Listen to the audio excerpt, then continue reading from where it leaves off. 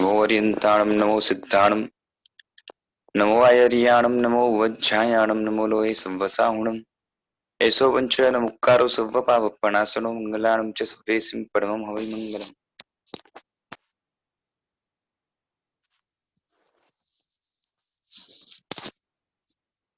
પુનર્બંધક દશા પછી પ્રગતિ કરતો આત્મા પોતાના શુદ્ધ સ્વરૂપ કે મુક્તિ કે સાચા તત્વની ઓળખ માટેની જિજ્ઞાસામાં પ્રયત્ન કરવા માટે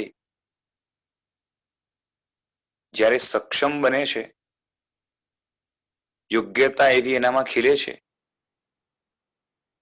એવું ત્યારે બને છે જ્યારે આત્મા ચરમ યથા પ્રવૃત્તિકરણ નામના સ્ટેજ પર આવે છે।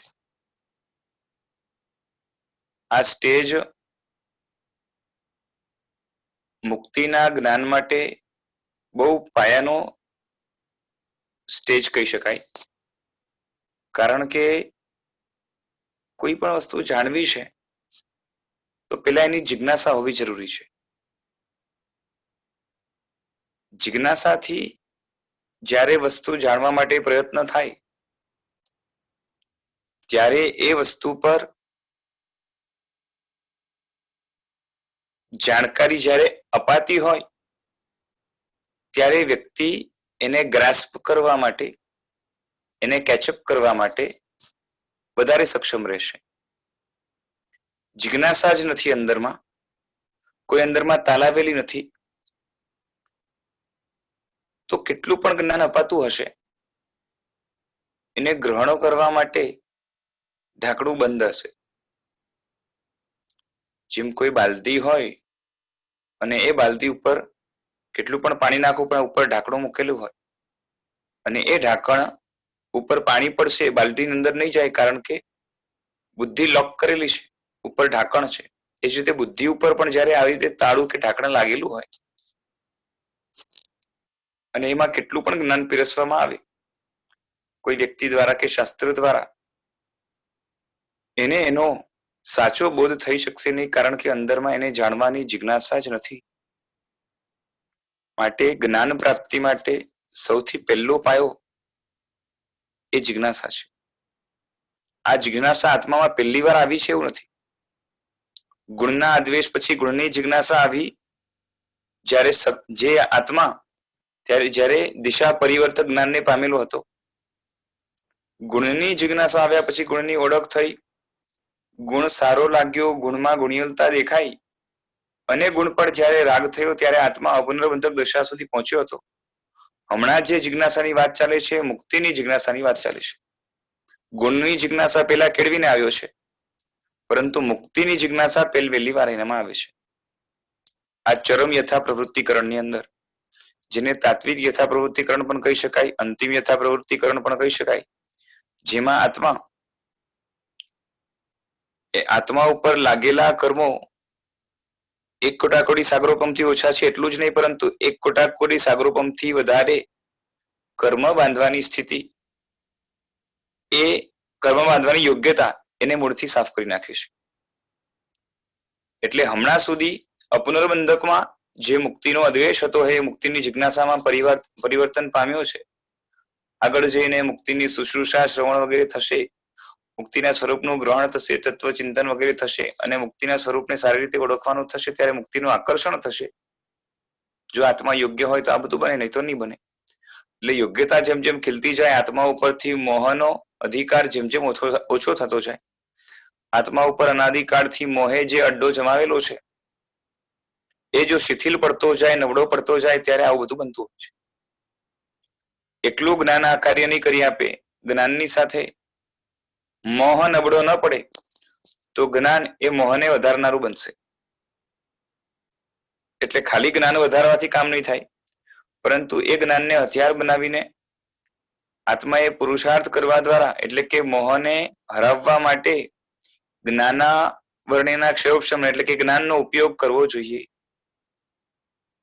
એટલે જેટલી હવે શક્તિ મળે આપણી પાસે, જેટલી શક્તિ હોય એનો માત્ર જ્ઞાન પ્રાપ્તિ માટેનો પુરુષાર્થ કરવાનો છે એટલું નથી, કરવાનું તો છે જ, જ્ઞાન પ્રાપ્તિ માટે પણ પુરુષાર્થ કરવાનો છે, શક્તિની વૃદ્ધિ માટે પુરુષાર્થ કરવાનો છે, સત્વને વધારવા માટે પુરુષાર્થ કરવાનો છે. પણ આ બધું વધારીને કરવું શું છે? તો આ બધું મોહની સામે જંગ લડવા માટે હથિયાર રૂપે આપણે આ બધી વસ્તુનો ઇસ્તેમાલ કરવો છે, વપરાશ કરવો છે. અને એ જો ન થાય તો બધી જ સાધના જ્ઞાન પ્રાપ્તિની અને શક્તિઓની પ્રાપ્તિની બધી જ નિષ્ફળ જશે. એટલે જીવનમાં જેટલી જેટલી ઉપલબ્ધિઓ થઈ છે એને આપણે મોહને જીતવા માટે જો લગાડી દઈએ તો આપણો જન્મ વગેરે સફળ થાય. નહીં તો બધી જ સાધના જે પ્રાપ્ત કર્યું એ બધું જ આત્મા માટે હિતકર નહીં થાય, પરંતુ આત્મા માટે નુકસાનકર થશે. આત્માને ફરીથી મોહના ચંગુલની અંદર ફસાડનારું બનશે ને સંસારની અંદર આત્મા ગબડતો હેઠે પડતો જશે, એટલે કે નીચે જશે, એકેન્દ્રિય વગેરેના ભાવની અંદર પહોંચી જશે, નિગોદમાં પણ પાછો પહોંચી જશે. એટલે જરૂરી એ છે કે જેટલી પણ શક્તિઓ મળી છે આત્માને, કોઈક શક્તિ જે છે ને ક્ષયક્ષમથી મળી છે, કોઈક શક્તિ જે છે ને પુણ્યના ઉદયથી મળી છે. આ બંને પ્રકારની શક્તિને આત્મા જો મોહને હરાવવા માટે, એની સામે જંગ લડવા માટે જો લગાવી દે. મોહની સામે લડવું એટલે શું કે મોહના જે ભાવો છે એને થતા અટકાવવા અને એ ભાવોની પાછળ જે કારણો કે ભ્રમો રહેલા છે એને એક પછી એક કાઢતા જવું. એના માટેના જેટલા પ્રયત્ન થાય એ મોહની સામે જંગ લડવા માટેના પ્રયત્નો કહેવાય. આમ કહીએ તો 6 ખંડને જીતવું સહેલું છે, પણ મોહને હરાવવું અઘરું છે. અને માટે જેટલી તૈયારી કોઈ લડાઈ માટે થતી હોય, જેટલી તૈયારી કોઈ પ્રિપેરેશન એક્ઝામ માટે થતી હોય, જેટલી તૈયારી આપણા જીવનના દરેક તબક્કામાં થતી હોય, એ બધી ભૌતિક જગતની અંદર જેટલી તૈયારી થાય છે એના કરતા કંઈક ઘણી વધારે તૈયારી મોહની સામે, મોહને ઓળખવા માટે પહેલી વાત તો, પછી મોહની ચાલાકીને સમજવા માટે, પછી મોહને જીતવા માટેના સંકલ્પ કરવા માટે, અને પછી મોહની સામે જીતવા માટે અને એની સામે સત્વ વધારે વિકસાવીને એને પેલા તો નબળો પાડવો પડે, પછી મૂળમાંથી સાફ કરવો પડે. અને એમાં પણ મોહ 2 રૂપે છે, માન્યતા રૂપે પણ છે અને પરિણામો રૂપે પણ છે. તો એટલે કે કશાય રૂપે પણ છે. તો પેલા માન્યતા રૂપે મોહને હટાવવો પડે, પછી કશાય રૂપે મોહને હટાવવો પડે. અને જે કશાયો માન્યતાને અટકાવનારા છે, સદમાન્યતાને અને ખોટી માન્યતાને વધારનારા છે, પેલા એને સાફ કરવા પડે. આ રીતે ક્રમશઃ કરીને જ્યારે મોહ પૂરેપૂરો હારે છે ત્યારે આત્માનો અસ્તિત્વ આત્માના હાથમાં આવે છે. નહીં તો હમણાં સુધી આત્માનું પૂરેપૂરું અસ્તિત્વ આપણા મોહના સામ્રાજ્યમાં, મોહના હાથમાં સોંપેલો હતો. અને મહારાજાએ આજ સુધી આત્માની તમામ શક્તિઓ ઉપર રાજ કર્યું છે. ધર્મ કરે તો પણ મોહના હાથમાં રહીને કરે, અધર્મ કરે તો મોહના હાથમાં રહીને કરે. એટલે ધર્મ હોય કે અધર્મ હોય, બધું જ આપણે મોહના તાબામાં રહીને કર્યું હોવાના કારણે ધર્મ પણ નિષ્ફળ ગયો અને અધર્મ તો છે એ નિષ્ફળ હતો જ. તો અપુનર્બંધક દશામાં ગુણનો રાગ હતો, બરોબર છે, દોષનો દ્વેષ હતો. હવે આગળ ચરમ યથા પ્રવૃત્તિકરણ કરશે. એ ગુણનો રાગ તો હવે વૃદ્ધિ પામવાનો છે. મુક્તિનો જે અદ્વેષ છે, હવે એ મુક્તિના રાગમાં પરિવર્તન પામવા માટે જિજ્ઞાસા નામના ગુણને પ્રગટાવે છે. હજી મુક્તિની ઓળખ જેવી જોઈએ એવી થવાની નથી, પણ આ ચરમ યથા પ્રવૃત્તિકરણ આગળ જઈને ચિંતન મનન વગેરે દ્વારા મુક્તિની ઓળખ કરવા માટે પ્રયત્નશીલ આત્માને બનાવશે. માટે બહુ મહત્વનું જે છે ને આ એક અંગ છે, પાયો છે મોક્ષ માર્ગની અંદર. એટલે ચરમ યથા પ્રવૃત્તિકરણ પછી દેવગુરુના સંયોગને સફળ કરવાની યોગ્યતા એનામાં પ્રગટ થાય છે. અને એ જે યોગ્યતા છે એને યોગ અવંચકપણું કહેવાય છે, એટલે કે યોગાવંચકપણું કહેવાય છે. એટલે કે આજ સુધી જો જિજ્ઞાસા જ નથી, સત્યને જાણવા માટેની એક જાતની જે શોધ છે એ જ્યાં સુધી જન્મતી નથી, એટલે કે પોતાના સાચા અસ્તિત્વને, જો હું આત્મા છું એ રીતે એ જાણી લીધું, પણ હું જ આત્મા છું એ જાણવા માત્રથી પોતાના અસ્તિત્વ ઉપર લાગેલા કલંકોને દૂર કરવા માટેનો પુરુષાર્થ નહીં થઈ શકે. પણ હું આત્મા હમણાં મેલો છું, મૂળથી આવા પ્રકારનો છું, અને મારામાં જ જેટલી ખામી છે બધી જો દૂર થાય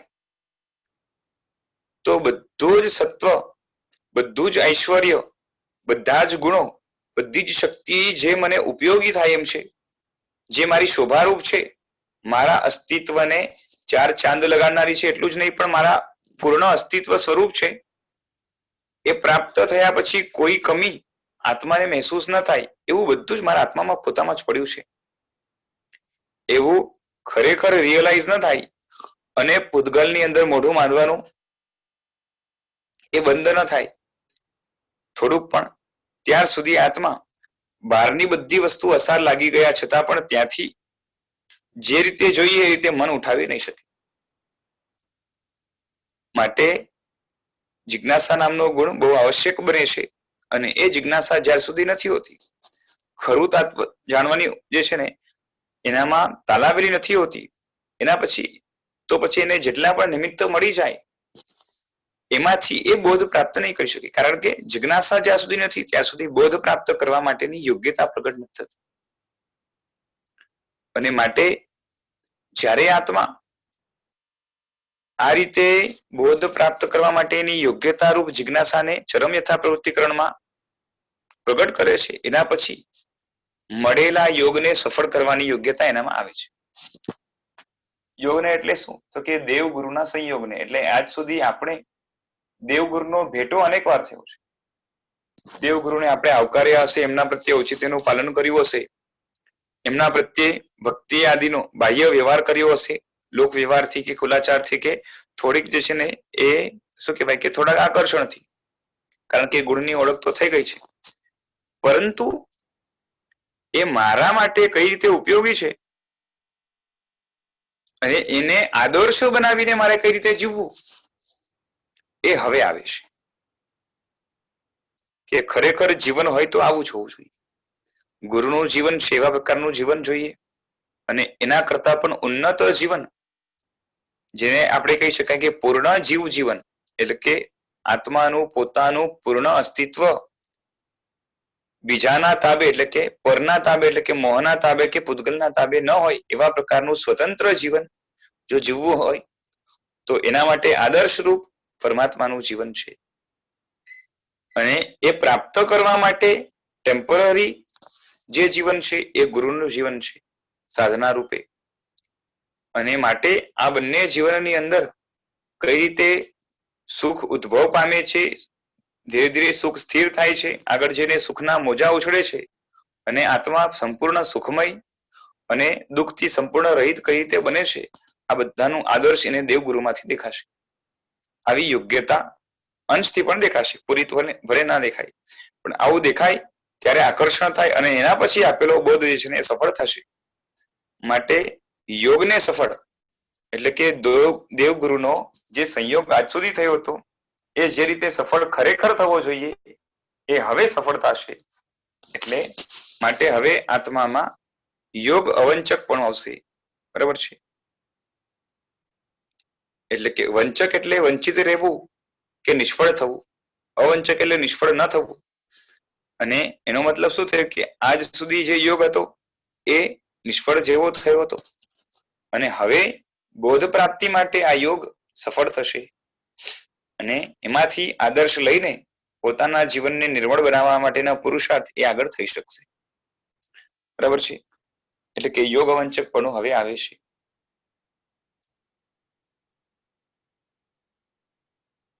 ખ્યાલ આવ્યા? સ્ટેપ્સ તમને ધ્યાનમાં રહેવા જોઈએ બધા, વન બાય વન.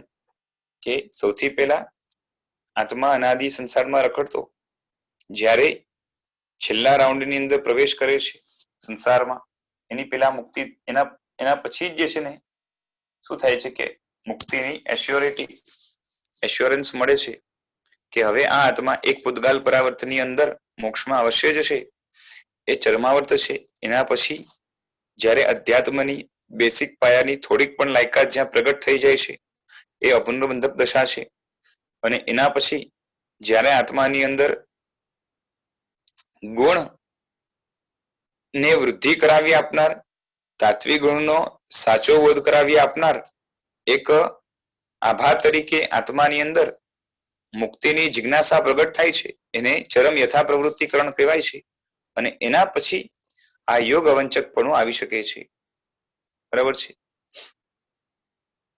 અને એ યોગ વંચક પણ એટલે કે યોગને નિષ્ફળ ન થવા દેવા પણ આ પ્રાપ્ત થાય છે. એનાથી આત્માને ઘણો લાભ થાય છે. સમજાય છે? યોગ એટલે સંયોગ, જોડાણ કે મિલન કે મેળાપ, અને વંચના એટલે ઠગાવવું કે છેતરાવું. બરાબર છે.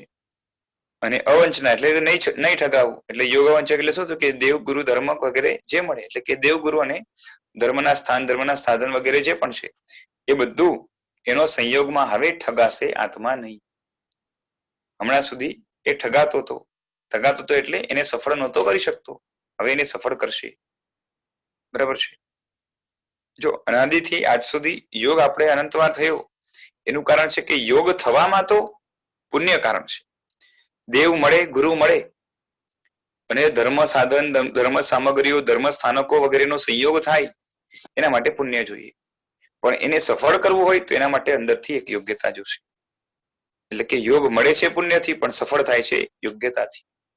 અને પુરુષાર્થ દ્વારા આત્મામાં મોહને ઘસી ઘસીને ઘણો મંદ કર્યો હોય અને અંદરથી જિજ્ઞાસા નામના ગુણને પ્રગટ કર્યા પછી આ યોગાવંચક અવસ્થા પ્રાપ્ત થાય છે. બરાબર છે. અને યોગવંચક અવસ્થા વાળાને કેવું છે કે આત્મિક ગુણોને સમજવા માટે આત્માના ખરા ગુણો જે આત્માને સંસારના બંધનોથી મુક્ત કરાવી આપે, અહીંથી છુટકારો અપાવી શકે એવા સ્વરૂપે જાણવા માટેની યોગ્યતા આ અવસ્થામાં આવે છે. બરાબર છે. એટલે એ જાણવા માટેની ઉત્સુકતા હોય છે. ખરા આત્મિક ગુણો જે મુક્તિમાં છે, સંસારમાં ક્યાંય નથી.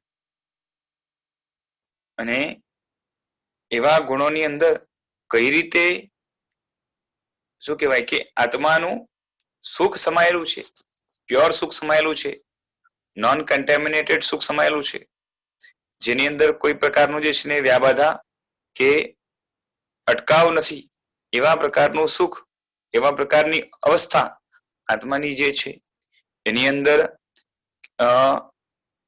કેવી મજા છે એ જાણવા અને એને પ્રાપ્ત કરવા માટેનો જે માર્ગ છે એ બધાની અંદર પણ કેવી મજા છે એ સમજવા માટેની ઉત્સુકતા અહીંયા પ્રગટ થાય છે. બરાબર છે. એટલે અહીંયા જે હોય એમને એક જાતનો કુતૂહલ કહો, બરોબર છે, એ થાય કે દેવગુરુને જોઈને એમને થાય કે આમના જીવનમાં ભોગ છે નહીં, પરંતુ કેવી મસ્તી છે, કેવી મજા છે. જેમ આ ધના સાર્થવા છે ઋષભદેવ ભગવાનના પૂર્વ ભાવની અંદર, તો એમણે જ્યારે ખ્યાલ આવ્યો કે જે છે ને આપણા સાથમાં સાથે આચાર્ય ભગવંત પધાર્યા છે, ધર્મ ગોસ્વામી મહારાજ અને એમના શિષ્યો વગેરેનો પરિવાર છે, અને સાર્થ આખો આગળ ચાલ્યો છે, પણ મારે એમને ખબર અંતર પૂછવા માટે પણ જવાયું નથી. માટે અંદરમાં એક તો પશ્ચાતાપ થાય છે કે મારી ભૂલ છે, મારે આવા પવિત્ર ગુણિયલ મહાત્મા મારી સાથે પધાર્યા હોય તો રોજ ખબર અંતર પૂછવી જોઈએ. એટલે લક્ષ્ય ચૂકી ગયા હતા, ધ્યાનમાં આવ્યું, ત્યાં ગયા અને હવે એમને ગોચરી પાણી મળે છે કે નથી મળતા, ખાવાનું બધું ખલાસ થઈ ગયું છે, એવી બધી હાલત છે, અને સાર્થ એક જગ્યાએ રોકાયેલો છે. આમ છતાં પણ ત્યાં જઈને જોયે છે તો કોચરી મળી કે ન મળી, આમ છતાં બધા જ એકદમ જે છે ને મજામાં છે. કોઈ સ્વાધ્યાય કરી રહ્યા છે, કોઈ વ્યાવચ કરી રહ્યા છે, કોઈ ભણાવી રહ્યા છે, કોઈ વાચના આપી રહ્યા છે, લઈ રહ્યા છે, બધું ચાલે છે. અને બધાના મોઢા ઉપર એક અલગ પ્રકારનો તેજ, અલગ પ્રકારનો આનંદ, અલગ પ્રકારનો સંતોષ એ જ હોય છે, જે બાકીના ક્યાંય જીવોમાં દેખાવામાં આવતો નથી. એટલે એમને થાય છે કે ખરેખર આમની પાસે જે છે ને એ પરિગ્રહ નામની કોઈ વસ્તુ નથી, અને આમ છતાં પણ જે છે ને આમના જીવનની અંદર જે કહેવાય છે ને સામાન્ય લોકોને જે ભોગ સુખ કહેવાય એવું કઈ ના હોવા છતાં પણ એમના જીવનમાં કેવી મજા છે, ખરેખર આવું જીવન જોઈએ, આવું જોતા વેત એમને લાગી ગયું. એની યોગ્યતા બોલે છે, કોઈ એને સમજાવ્યું નથી. બરોબર છે. એટલે એટલી યોગ્યતા એનામાં ખીલેલી હતી, માટે એમને યોગ આ સફળ થયો. જો કોઈ એક ઉપદેશ નથી આપ્યો કે આમ હોય કે આમ હોય કે આમ હોય, પણ અંદરમાંથી જ એક જિજ્ઞાસા કે ઉહાપો હતો, અંદરથી એક સત્યને શોધવાની અંદરમાં એક તલાવેલી હોય, એ ઉત્સુકતા હોય, એ આ કામ કરાવી આપે છે. બરાબર છે. એટલે અંદરમાં પછી જિજ્ઞાસા હજી વધતી જાય, જાણવાની ઈચ્છા થાય કે આનું કારણ શું હોય. કેમ કે આપણે તો ભોગમાં સુખ માનીએ છીએ, અને પાછે થોડુંક પણ બહુ નહીં, ચલો થોડુંક ભોગ હોય તો થોડુંક છે ને સિક્યોરિટી વગેરે એવી અંદરમાં એવો આપણા અંદર ભાવ પડ્યો છે. અમને તો એવું કઈ નથી, આજે મળ્યું કાલે મળશે કે નહીં, આમ છતાં પણ જે છે ને કેટલી પ્રસન્નતા છે, અને આ જ પ્રસન્નતા તો જીવનનો લાવો છે. આવું જ જીવન જોઈએ. માટે એટલે આદર્શ જીવન કેવું હોવું જોઈએ એની પહેલાથી એને ઓળખ છે, એટલું તો સમજી શકાય. અને માટે એમને ત્યાં થયું કે જે છે ને એ જિજ્ઞાસા હજી વધી, જાણવાની ઈચ્છા થઈ કે આવું આટલા સુખમાં તમે ભોગ સામગ્રી વગર કઈ રીતે રહી શકો છો. એવું તો અંદરમાં શું તત્વ છે, શું એવું તમે શું ચિંતન મનન કરો છો. કારણ કે મનની પ્રસન્નતા છે, જ્ઞાનને આભારી છે. એટલું તો સામાન્ય વ્યક્તિ હોય એ સમજે કે મન ઉપર જેટલો કાબુ હોય, કંટ્રોલ હોય, મન ઉપર જેટલો વર્ચસ્વ અધિક હોય, મન ઉપર જે છે ને એ સદજ્ઞાનનો કે સારા વિચારોનો શું કહેવાય કે એની છાયા જેટલી વધારે હોય એટલું મન પ્રસન્ન હોય. તો એવા તો કેવા વિચાર છે, એવું તો કેવું જે છે ને માન્યતા છે, એવું તો કેવું અંદરમાંથી જે છે ને વૃત્તિનું આવિર્ભાવ થાય છે, જેથી આ બધા જે છે ને આટલા શાતામાં અને આટલા જે છે ને શું કહેવાય કે તેજ ભર્યા એ મુખાકૃતિ વાળા રહી શકે છે. એટલો અંદરમાંથી જિજ્ઞાસા હજી વધી. એટલે આવો યોગ એ ભાવથી ક્યારેય પેલા જે છે ને થયો નહોતો. સંયોગ થયો હતો, પણ આ રીતે યોગની સફળતા, યોગમાંથી આત્માનું ઉચકાવું, આવું ક્યારેય થયું નહોતું. આ પહેલી વાર થયું છે. અને આવું થવાના કારણે અંદરમાં થાય કે હા છે ખરું, અને એ છે ને રંગરાગમાં જે મજા નથી એ અહીંયા છે. એટલે અંદરમાં એક જાતની અવ્યક્ત સમાધિ, અંદરમાં કશાયોનું ઘણું જે છે ને શું કહેવાય કે શમન, અંદરમાં સંતોષ ગુણ પ્રત્યે એક જાતનું આકર્ષણ હોવાના કારણે, એટલે થઈ જવાના કારણે એક જાતની બહુ મંદ એવી સમાધિ આત્મામાં પ્રગટ થાય છે. એટલે આમ કહેવાય ને કે એક બહુ નાનો પણ સમતાનો છાંટો અહીંયા જે છે ને પ્રગટ થાય છે. અને પેલા હતો પણ એકદમ જ આના કરતા પણ આંશિક હતો, ન સમજાય એવું.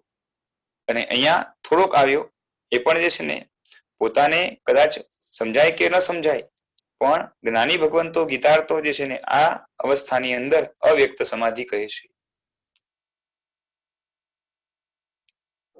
અને એ જ ક્ષમતા જયારે વધી વધીને સાતમા ગુણ સ્થાનક અને આગળ જે છે ને વિતરાગતા અપાવશે. બરાબર છે. એટલે આ યોગ અવંચક અવસ્થા એ ચરમ યથા પ્રવૃત્તિકરણ ના કારણે આત્મામાં આવે છે.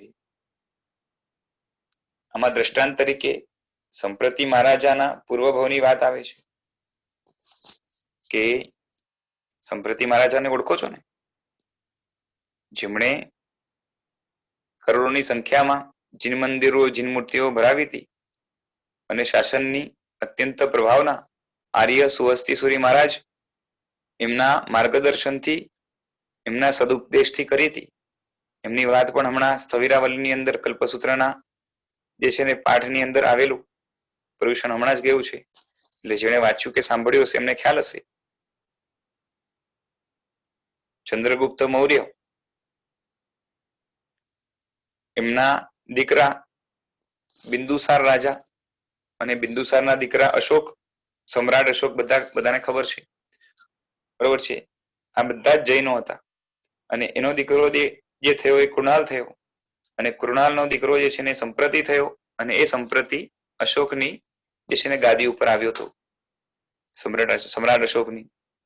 અને એને જે છે ને આખો નોર્થમાં ઈસ્ટ થી વેસ્ટ લઈને બહુ લાંબો જે છે ને ભારત દેશનો ત્યારે વિસ્તાર કર્યો હતો. અને ખૂબ જ પુણ્યશાળી આત્મા હતો. એ સંપ્રતિ એના પૂર્વ ભવની અંદર પોતે મનુષ્ય હતો એક ભવ પેલા જ. અને મનુષ્યમાં પણ શું હતો કે છે એને દીન અવસ્થા હતી, ભિખારી હતો. પણ પૂર્વ ભવની સાધનાના કારણે એનામાં અમુક જાતની યોગ્યતા અંદરમાં પ્રગટેલી હતી અને કોઈક પાપના ઉદયથી આ ભવની અંદર જે છે ને પુણ્યોદયથી મનુષ્ય ભવ મળવા છતાં પણ એ ગરીબી અને ભિખારીપણું રાંકપણું હતું. અને ત્યારે પાછું હાલત એવી હતી કે તે સમયમાં નોર્થ ઈસ્ટ ઇન્ડિયામાં દુષ્કાળ ચાલતો હતો જ્યાં તે હતા. અને માટે લોકો ભૂખ્યા મરતા હતા, ખાવા પીવાનું લોકોને મળતું નહોતું. કોઈ પાસે સંગ્રહેલું ધન હોય મોટા મોટા શેઠિયા વગેરે પાસે તો એ લોકોને બહુ વાંધો ન હતો.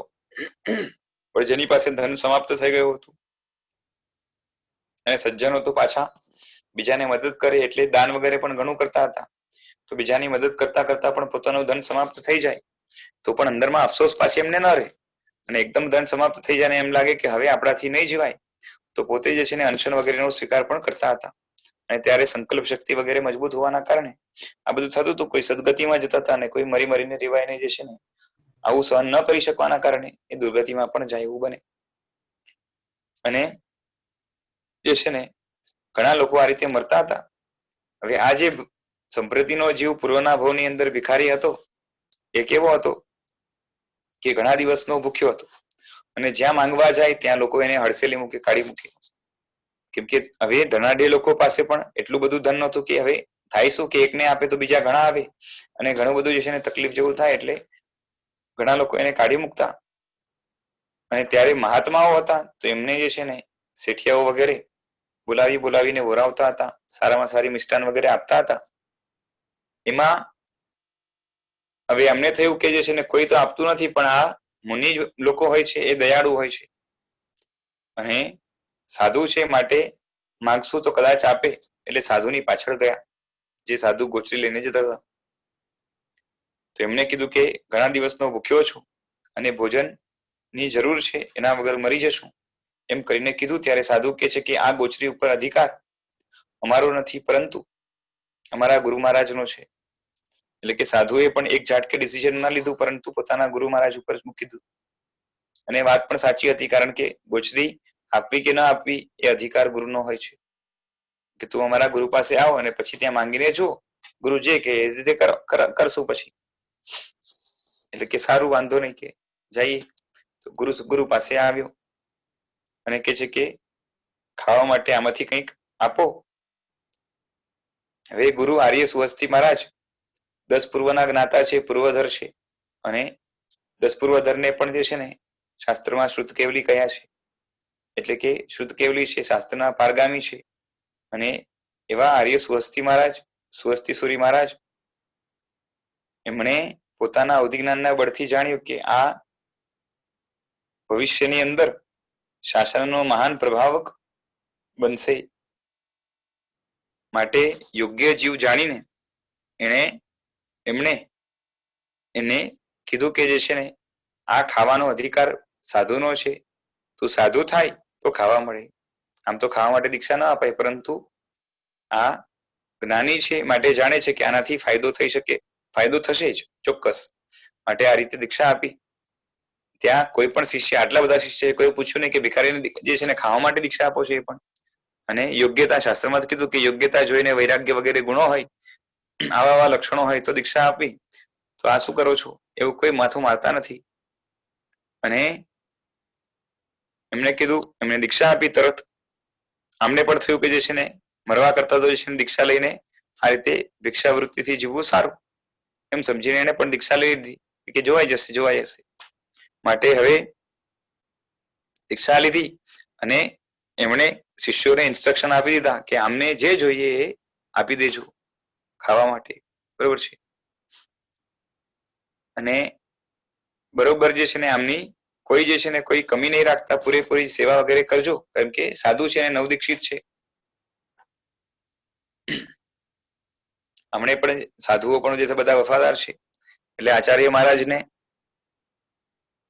જે વાત કેવી હતી એ એમને જાણીને આમની જે છે ને આ રીતે શુશ્રુષા ચાલુ કરી, ગોચરી પણ આપી અને હવે ઘણા દિવસનો ભૂખ્યો હતો એટલે આક્રાંતિયાની જેમ કહેવાય ને 4 હાથે એને ખાધું સાધુ થયા પછી.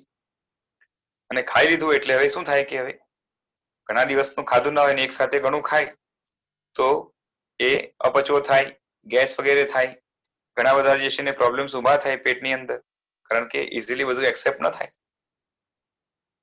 એટલે આ પ્રોબ્લેમ્સ ના કારણે જે છે ને પેટની અંદર તકલીફ થવા માંડી, અજીર્ણ થયું અને વચ્ચે નહીં ખાવાનું તો ઝેર બને અને એ ઝેર અંદર વ્યાપ્ત થતું જાય તો એને હવે પેટનો દુખાવો ચાલુ થયો. ત્યારે હવે એમને સાધુઓ એની તકલીફ જાણીને આચાર્ય મહારાજને ઇન્ફોર્મ પણ કર્યું અને બધાએ એમને પણ આજ્ઞા હતી આચાર્ય મહારાજની એટલે બધાએ એમની સેવા વગેરે ચાલુ કરી, સેવા ચાકરી ઇલાજ વગેરે ચાલુ કર્યા. પછી શ્રાવકો હતા, શેઠિયાઓ હતા, આવીને પગ દબાવે છે, કોઈ માથું દબાવે છે અને કોઈ એમને ધન્યવાદ આપે છે કે દીક્ષા લીધી આમ તેમ કરી. અને આટલું બધું જોઈને એને મનમાં થાય છે કે જે શેઠિયાઓ કાલ સુધી જે છે ને આપણે શું કહેવાય કે ભાવ પણ નહોતા પૂછતા, આજે પગ દબાવે છે અને આ બધા સાધુઓ એ જેનું જગતની અંદર કેટલું માન છે કે શેઠિયા એમના પગને જે છે ને મસ્તક લગાડે એવા સાધુઓ પણ મારી વેવાચ કરતા હોય અને આટલા મોટા ધુરંધર આચાર્યો એ પણ મારી વેવાચ માટેની આજ્ઞા આપે તો મેં તો ખાવા માટે દીક્ષા લીધી છતાં પણ જે છે ને આ બધા આવું કરતા હોય, માટે આ સાધુનું જીવન કેટલું જે છે ને મહાન હશે એવું એને અંદરમાં થયું. અને એના કારણે અંદરમાં એક જાતની અવ્યક્ત સમાધિ આવી અને એ સમાધિમાં પછી શરીરના રોગના કારણે ખમી ના શક્યો શરીર અને તરત બહુ વધારે ઈલાજ થઈ શકે એમ હતો નહીં એટલે ત્યાં આયુષ્ય પૂરું થયું એટલે કે મરી ગયો. બીમારીમાં મર્યો પણ અંદરમાં અવ્યક્ત સમાધિ હતી એટલે કે આ યોગ સફળ થયો અને કાળ કરીને એ સંપ્રતિના ભવની અંદર એ કૃણાલ જે નાના રાજ્યના રાજા હતા એને ત્યાં જન્મ્યો અને પછી દાદાના વારસા તરીકે એને વારસામાં રાજ્ય આવ્યું અને સંપ્રતિ સમ્રાટ બન્યો. પછી આગળ જે છે ને પાછી આર્ય સુવસ્તી મહારાજનો એમને ભેટો થયો છે, અવધિ જ્ઞાન જે છે ને એમણે જાતિ સ્મરણ જ્ઞાન થયું છે અને પછી આર્ય સુવસ્તી મહારાજના કહેવાથી એમણે જે છે ને એ શ્રાવક જીવન પણ સ્વીકાર્યું છે અને પાછો કેટલાય જીવનમાં જે છે ને જીન મંદિરો, શાસનની પ્રભાવનાઓ અને જે છે ને મહાત્માઓના વિચરણના સ્થળો એનો વિસ્તાર વગેરે જૈન ધર્મનો વિસ્તાર ઘણું કર્યું છે.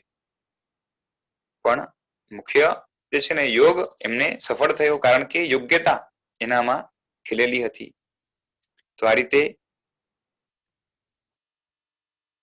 ત્યાંના જે વ્યવહાર છે, દીક્ષા લીધા પછી ત્યાંનો જે વ્યવહાર છે, ત્યાંના ગુણો છે એને જોઈને એને બહુમાન થયું.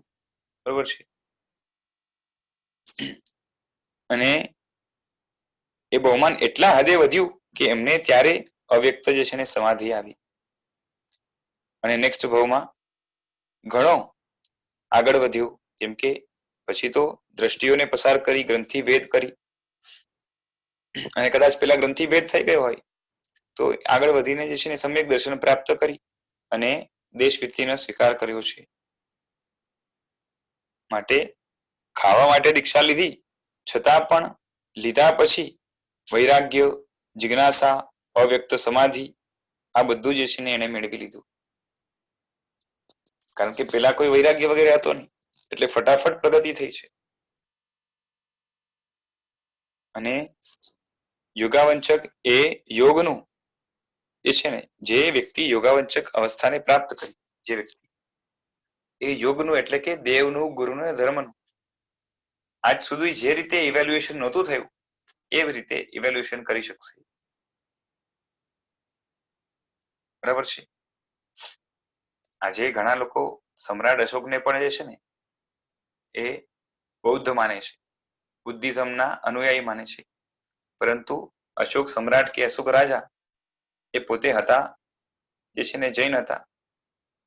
પણ હવે ઇતિહાસકારોએ એમની જે છે ને એ છબી એ રીતે ટ્વિસ્ટ કરી છે હિસ્ટોરિયન્સે કે બધી જગ્યાએ હવે મોટે ભાગે અશોક સમ્રાટને એ બૌદ્ધ તરીકે માનવામાં આવે છે, બાકી એ હતા જૈન, બરાબર છે. તો આ રીતે આમાં તો કેટલું બધું એવું છે કે ઘણી સિમિલરિટીઝ હોવાના કારણે છે ને બુદ્ધિઝમ અને જૈનિઝમમાં સિમિલરિટીઝ ઘણા ખરે અંશે હોવાના કારણે ઘણું ખરું જૈનોનું છે ને બૌદ્ધના નામે ચડાવી દેવામાં આવ્યું છે, બરાબર છે. આ જે સ્કોલર્સ લોકો કે જે હિસ્ટોરિયન્સ કહેવાય એમનાથી. હવે આ પ્રમાણે સમાધિ અંદરમાં જોતી હોય તો જીવનમાં પ્રેક્ટિસ તરીકે પણ થોડા થોડા દુઃખને વેઠવા માટેનો પ્રયત્ન ચાલુ રાખવા જોઈએ.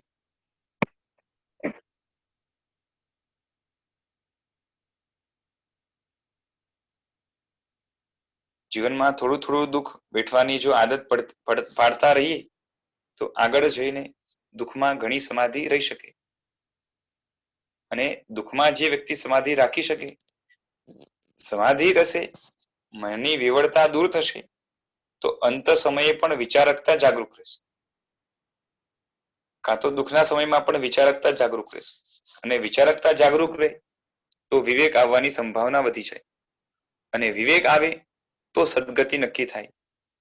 માટે સાચી સદગતિ નક્કી કરવી હોય તો જીવનમાં થોડા થોડા કરીને પણ દુઃખ વેઠવાનું ચાલુ રાખીએ, ચાહીને પણ તો જે છે ને જીવનમાં કોઈ જગ્યાએ વધારે દુઃખ આવી જાય તો એ વધારે દુઃખ વધારે ન લાગે, અને આપણે પોતે જેમ કે દુઃખની અંદર આપણે પૂરેપૂરા લેવાઈ ગયા હોય તો વિચારકતા જે છે ને ત્યાં બુઠ્ઠી થઈ જાય અને સદગતિ ઉપર જે છે ને ચોકડી લાગી જાય. અને સદગતિ મળવી એ બહુ જરૂરી છે આપણા માટે, એટલા માટે કારણ કે હમણાં જે મળ્યું છે આમ તો ઘણું મળ્યું કહેવાય, આમ છતાં પણ મોક્ષ માર્ગ અકબંધ ચાલતો રહે એના માટે જે વાતાવરણ, જે સંગયણ, જે શરીર બળ વગેરે, જે મનોબળ વગેરે બધા જોઈએ એમાં ઘણી બધી ખામી છે. અને એ ત્યારે જ બનશે કે જ્યારે આપણે સદગતિની અંદર આવા સારા જે છે ને નિમિત્તો મળે એવા પ્રકારના પુણ્ય બાંધ્યા હોય. પણ એ ક્યારે બંધાય? તો જ્યારે આપણે સમાધિમાં રહી શકીએ, અને એના માટે સહનશીલતાને કેળવવી બહુ જરૂરી છે, બરાબર છે.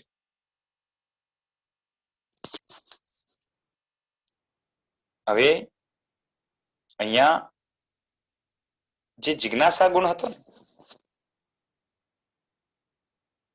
કોને? ચરમ યથા પ્રવૃત્તિ કરણવાળાને, એ જિજ્ઞાસામાંથી આગળ જઈને શુશ્રુષા, પછી શ્રવણ નામનો ગુણ આવે છે. ધર્મ શ્રવણ નામનો ગુણ આવે છે. શ્રવણ એટલે કે સારી રીતે સાંભળી શકે અને થોડું ઘણું સાચી રીતે સમજી પણ શકે.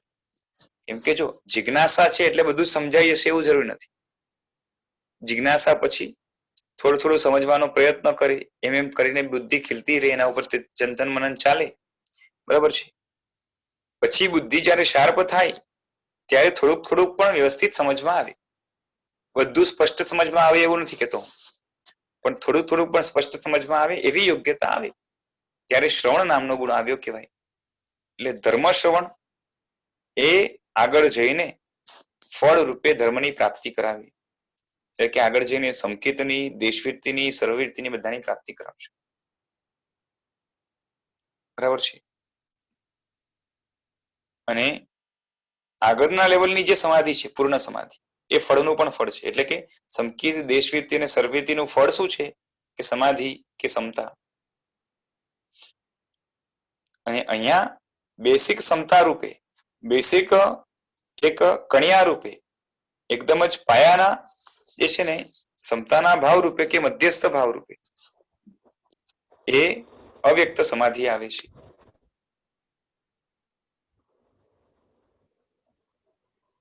માઇક છે ને ચાલુ હોય બંધ રાખજો.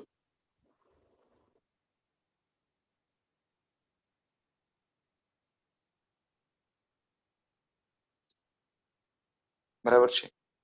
હવે કેવું છે કે સમાધિ જ અવ્યક્ત છે, એને વ્યક્ત ન કરી શકાય, માટે એનું શાસ્ત્રમાં પણ બહુ વિશેષથી કોઈ વર્ણન નહીં મળે, અને થઈ પણ ન શકે કારણ કે અવ્યક્ત છે, બરાબર છે. સામાન્ય વ્યક્ત જે છે ને એ વર્ણન થાય કે જે છે ને જેમ રાગ દ્વેષ ઓછા થાય, બરોબર છે, એટલો ભાવ મધ્ય તરફ એટલે કે ન્યુટ્રલ તરફ જાય, અને જેટલો ભાવ ન્યુટ્રલ તરફ જાય એને એટલી સમાધિ કહેવાય. પૂરેપૂરો ન્યુટ્રલ ભાવ આવે એટલે કે રાગ દ્વેષમાં ક્યાંય આત્મા ખેંચાય નહીં, ત્યારે એને સમતા કહેવાય પૂરી. અને એના કારણે અંદરમાંથી જે ભાવ હોય છે, અવસ્થા હોય છે, એને સમાધિ કહેવાય. હવે એ બહુ આંશિક હોય એટલે કે ઘણું આવે તો ઘણી ક્ષમતા કહેવાય, પણ એ બહુ જ આંશિક હોય, બહુ જ માઇન્યુટ હોય તો એ ખ્યાલ ન આવે, બરાબર છે. માટે એ સમાધિ ક્ષમતાના પરિણામથી અંદરમાં જે અધ્યવસાય કે જે ભાવ પ્રગટે છે એને સમાધિ છે. અને એનું બહુ વધારે કઈ વર્ણન થઈ શકે નહીં, પણ એ જ છે કે એક બીજ પડી ગયું સમાધિનું, એ આગળ જઈને જયારે ઉગશે પૂરેપૂરું ત્યારે પૂર્ણ સમાધિ આમાંથી જ ખીલવાની છે, બરાબર છે. આપણે અહીંયા મોક્ષ માર્ગની અંદર બધી જ દશાઓનું વિસ્તારથી વર્ણન નહીં મળે, અમુકમાં શબ્દોની મર્યાદા આવી જાય માટે એકદમ જ સામાન્યથી વર્ણન મળે, અને અમુકમાં જે છે ને ઘણો વિસ્તારથી વર્ણન થઈ શકે એમ હોય અને એની પ્રાપ્તિ માટે શબ્દોનો સારો જ લેવો પડે એમ હોય કે લઈ શકાય એમ હોય તો એ બધી વસ્તુનો જે છે ને બહુ વિસ્તારથી વર્ણન મળે, પાનાના પાના, ગ્રંથોના ગ્રંથો, કબાટોના કબાટો ભરીને પણ મળે. અને જે અવસ્થામાં જે છે ને માત્ર કેવું છે કે ખાલી આંગળી ચીંધનું કે માત્ર વિષય નિર્દેશ કરવાનો હોય ત્યાં બહુ શબ્દોમાં જે છે ને શબ્દોનું વર્ણન આપણે ત્યાં મળે નહીં. જેમ સામર્થ્ય યોગ છે કે એવા પ્રકારના અધ્યવસાયો જેથી તરત કેવળ જ્ઞાન થાય, તો એ હવે શાસ્ત્રની મર્યાદાથી પર છે, માટે જે છે ને એનું ઉપર છેલ્લું વર્ણન મળે, પણ એને કઈ રીતે પ્રાપ્ત કરવું એનું વર્ણન જે છે ને શાસ્ત્રમાં સીધે સીધું ન મળે. એને પોતાના આત્માના અનુભવથી આપણે એમાં પ્રવેશ કરવાનો આવે, શાસ્ત્ર એના માટે જે છે ને ત્યાં મૌન થઈ જશે, એટલે એનું વિશેષ વર્ણન પછી આવે નહીં. ખાલી ખૂટતી કડી તરીકે એનું અહીંયા વર્ણન કર્યું હોય કે આના પછી આ આવે, આના પછી આ આવે. માટે જે સાતમા ગુણ સ્થાનક છે એનાથી આગળનું અલ્પ અલ્પ વર્ણન જ મળશે, બહુ કદાચ બહુ ખાસ વર્ણન નહીં મળે. અને એના સિવાય દેશવિરતિ છે, સર્વવિરતિ છે, છઠ્ઠું ગુણસ્થાનક, પાંચમું ગુણસ્થાનક, ચોથું ગુણસ્થાનક, આના જે છે ને પાને પાના ભરીને ઘણું વર્ણન મળશે. પેલા ગુણસ્થાનકનું પણ ઘણું વર્ણન મળશે, બરાબર છે.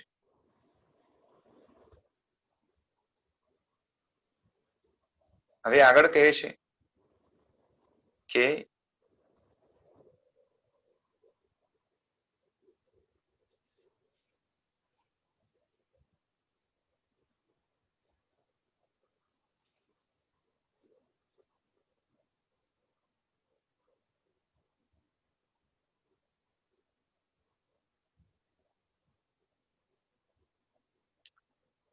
એક જ મિનિટ.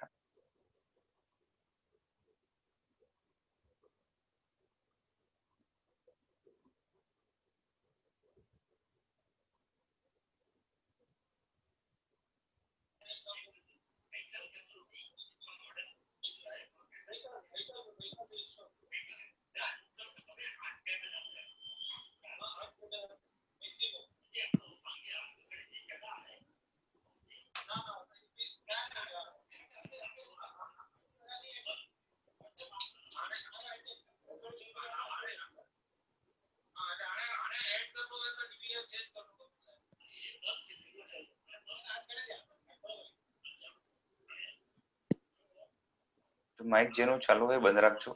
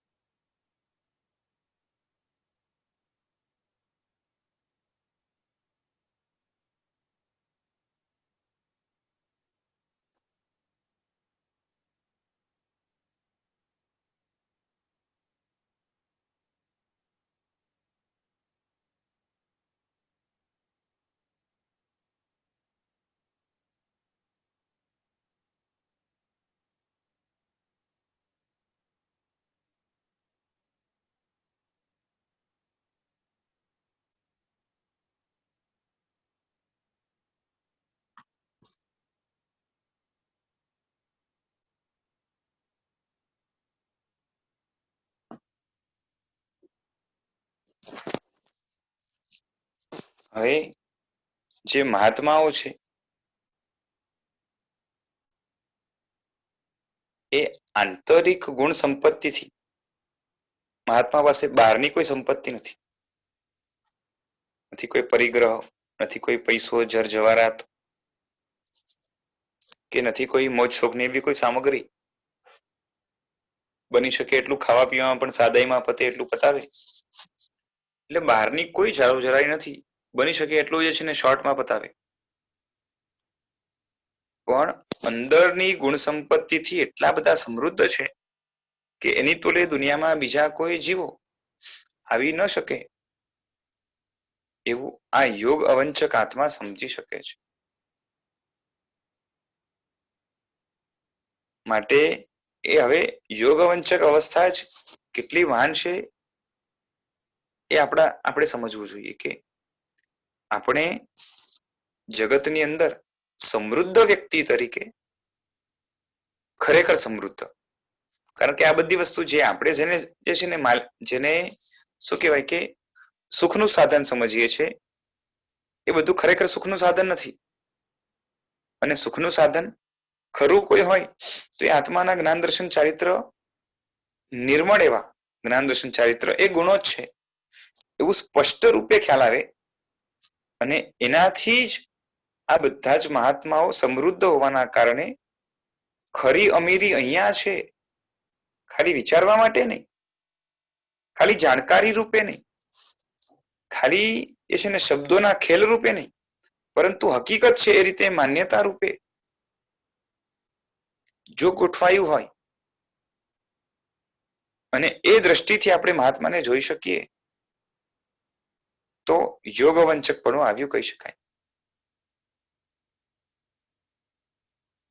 એટલે સમજો કે કેટલી સારી એવી ઊંચી દશા છે. હજી તો સંકેત ઘણું દૂર છે, આમ છતાં પણ આત્મા આટલો ગુણિયલ છે, એની સાથે આપણે પોતાને સરખાવીએ તો આપણે કયા લેવલ ઉપર છે આપણે સમજવું જોઈએ. અને આ બધું નથી છતાં પણ આપણામાં સમ્યક્ત્વ છે એવું જો માનીએ, કારણ કે હું આજ દેવગુરુ ધર્મને માનું છું, સાચા દેવગુરુ ધર્મને માનું છું, સમ્યક્ત્વે મેં ઉચ્ચાર્યું છે માટે હું સમકીતી છું, મિથ્યાત્વી નથી, આવું ગુમાન લઈને ફરવાનો કોઈ અર્થ નહીં થાય. પરંતુ ખરેખર સમકિત માટે સ્ટેપ વાઇઝ મહેનત કરવા જેવી છે.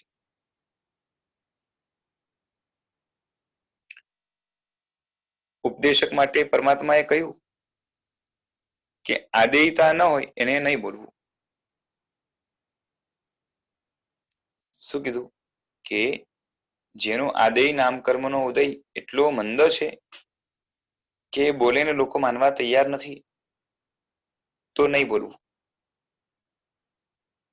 કારણ કે બોલેલું વચન સફળ ન થાય ને નિષ્ફળ જાય તો પણ એને મૃષાવાદ કે અસત્ય કહેવાય. અને આમ પણ નિષ્ફળ કાર્ય સજ્જન આત્માઓ ન કરે, એટલે નિષ્ફળ આરંભ કરનાર એની પ્રવૃત્તિ ખોટી જાય, મૃષા થાય. માટે બોલવું કોને બોલવું? સત્ય જાણે, સત્ય સમજે છતાં પણ જો આદેયતા ના હોય, સામેવાળામાં એ બોધ કે ઉપદેશ ઉતરે એમ ના હોય એના દ્વારા, કેમ કે આપણા વચન કોઈને ગ્રાહ્ય બને એના માટે પણ જે છે ને આદેય નામકર્મનો ઉદય જોઈએ. આદેયતા જેની નથી એને પણ બોલવાની ભગવાને ના પાડી. બરાબર છે? તો ઉપદેશક માટે આજ્ઞા કરી કે જો આદેયતા નથી તો ચૂપ રહેવું, બોલવું નહીં. એટલે ઉપદેશની દ્રષ્ટિની વાત છે. અને હવે આગળ કહે છે કે ઋષભદેવનો આત્મા ધના સાર્થવાના ભાવમાં મહાત્માના આચારને કે એના આચારના દર્શનને યોગ રૂપે સફળ કરી શક્યું. અને હજી એટલું જ નહીં, પરંતુ એ તો હજી આગળ વધ્યો અને જ્યારે કહેવાય છે ને કે ઘી વરાવ્યું આગળ જઈને, અને આગળ જઈને ઉપદેશ પણ સાંભળ્યો છે. અને ત્યારે એમનો આત્મા બોધિ બીજને પ્રાપ્ત થયો, કે એમણે બોધિ બીજ પ્રાપ્ત કર્યું. એટલે કે આગળની દ્રષ્ટિઓમાં ચડ્યો.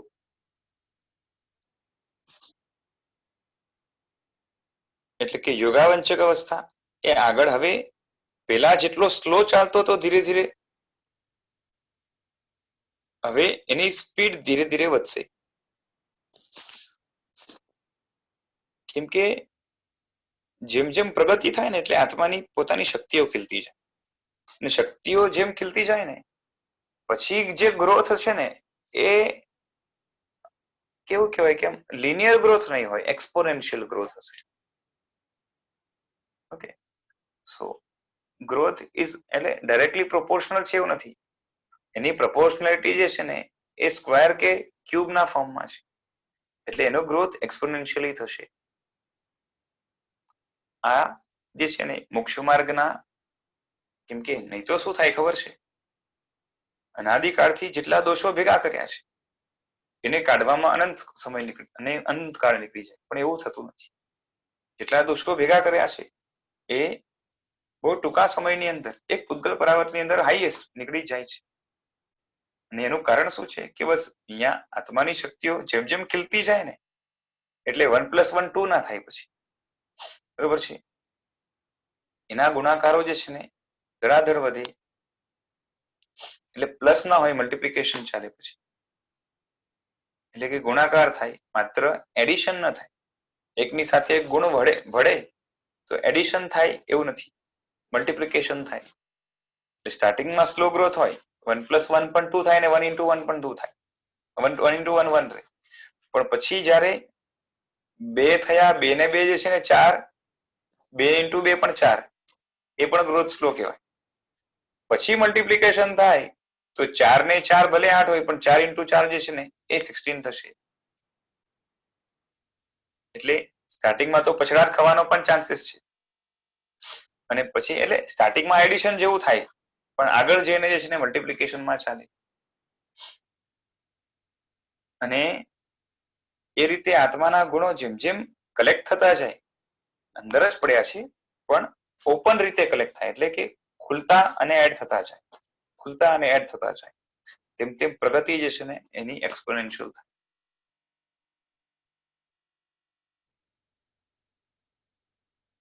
હવે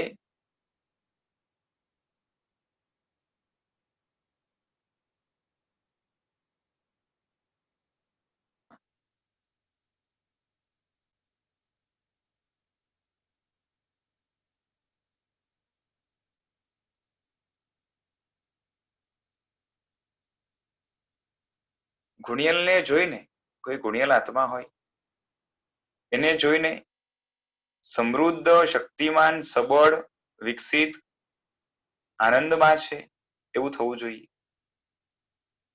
અને એની સામે હું કેટલો વીક છું, નબળો છું, કંગાલ છું, પાંગડો છું, ખરી રીતે ગુણનું ઇવોલ્યુશન હોય તો આવું જે છે ને કોઈના કહેવાથી નહીં પરંતુ નેચરલી આવે. ગુણિયલને વ્યક્તિને જોઈને આ કેટલો સમૃદ્ધ છે, શક્તિમાન છે, આજ સબળ છે, સંપત્તિ ખરેખરી આના પાસે જ છે એવું થવું જોઈએ. અને હું એની સામે કેટલો નબળો છું એવું થવું જોઈએ.